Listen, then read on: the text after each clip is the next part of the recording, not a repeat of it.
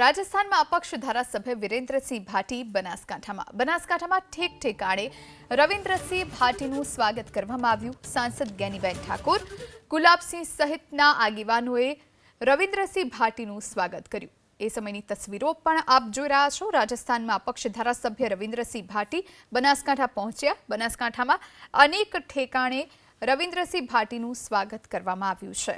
સાંસદ જ્ઞાનીબેન ઠાકોર, ગુલાબસિંહ રાજપૂત સહિતના આગેવાનોએ તેમનું સ્વાગત કર્યું।